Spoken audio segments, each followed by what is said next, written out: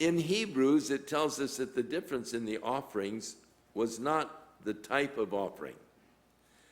In the offerings of the Old Testament, there were animal sacrifices, true, but there were also what they called the grain offerings. And thus, God accepted the grain offerings also. The grain offering was not used as a sin offering, but God did accept the grain offerings. We are told in Hebrews the difference between the offerings was that Abel offered by faith. Cain did not offer by faith, just by rote. Some suggest that Abel offered works, tilled the ground, and he offered the works for a sacrifice to God, and God really is not interested or will not accept your works. They're not pleasing to God as far as an atonement for sin. And be that as it may, it doesn't really tell us that, except that God accepted Cain, or accepted Abel's and refused Cain. So the Lord said unto Cain, why are you angry? Why is your countenance fallen? If you do well, shall not you be accepted? And if you do not well, sin lies at the door, and unto thee shall his desire, and thou shalt rule, and unto thee shall be his desire, and thou shalt rule over him. So Cain talked with Abel, his brother. Came to pass when they were in the field that Cain rose up against Abel, his brother, and killed him. And the Lord said to Cain, where is Abel, your brother? And he said, I don't know. Am I my brother's keeper? And he said, what have you done? The voice of your brother's blood cries unto me from the ground. Now, God knew. He's asking questions to draw out and to get the confession from Cain.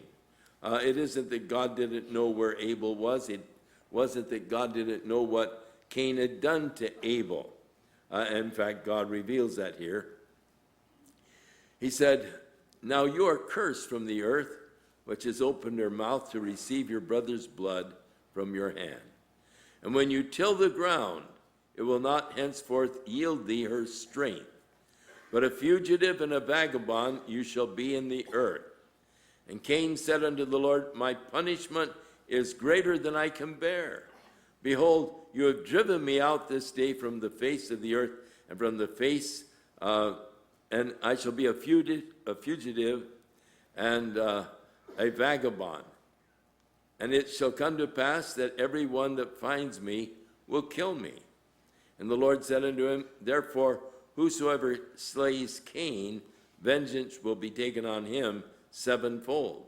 And the Lord set a mark on Cain, lest any finding him should kill him.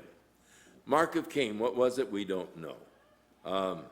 And again, a lot of things are not explained to us. But Cain, it said, went out from the presence of the Lord and dwelt in the land of Nod and the east of Eden. And Cain knew his wife. Where did Cain get his wife? I hear that question often. I'm always curious, though, why a man is interested in where another man got his wife. But where did Cain get his wife? It's an interesting thing. We do not know how old Cain was when he killed his brother Abel. There is evidence that perhaps he was maybe 130 years old.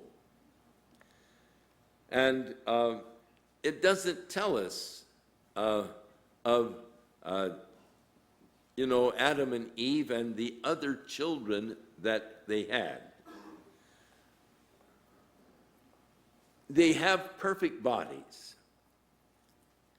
They have bodies that are going to last for 900 years. The gene pool is very pure. There's no corruption yet of the gene pool. That has taken time through the years. But it was very pure.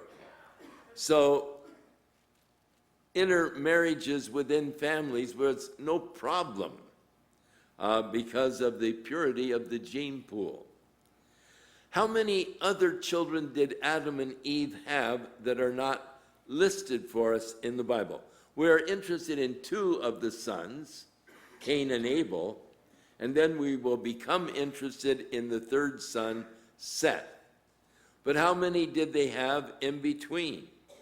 How many people were upon the earth when Cain, maybe about 125 or so, killed his brother Abel? How many people were on the earth at that time?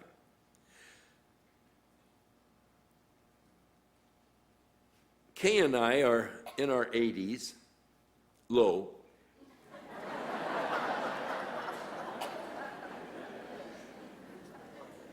At the present time, we had 4 children. That's not many. When you consider, Adam and Eve in perfect health and so forth, could have had 100 kids, every year. No problem, except for Eve. I mean, imagine that could be a problem, but...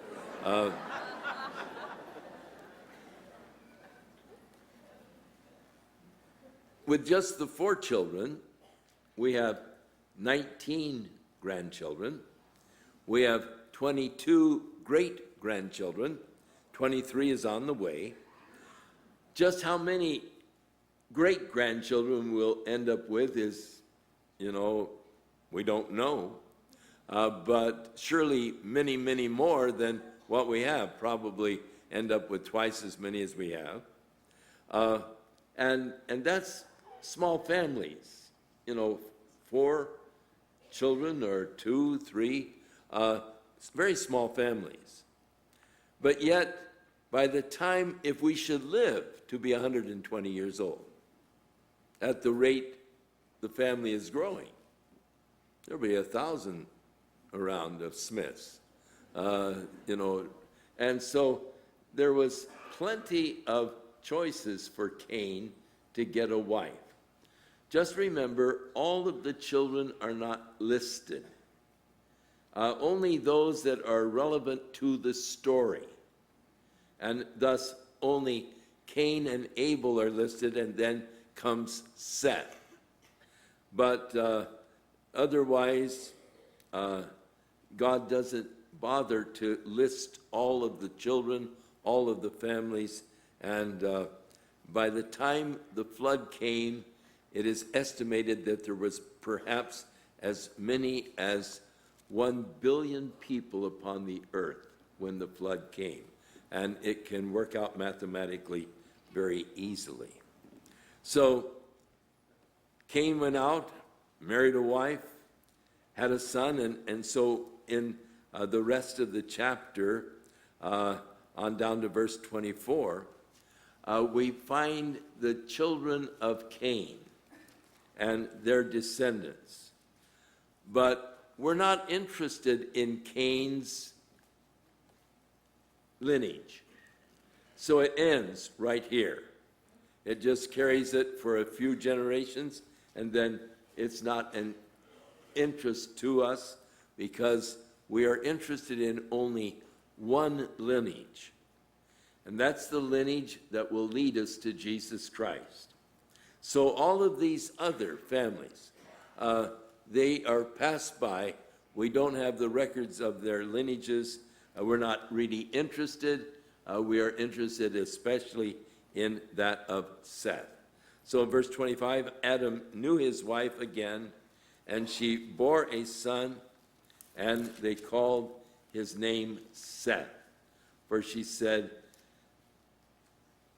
"He hath appointed me another seed instead of Abel, whom Cain slew." And to Seth there was born a son. They called his name Enos, and men began to call upon the name of the Lord. So this is the book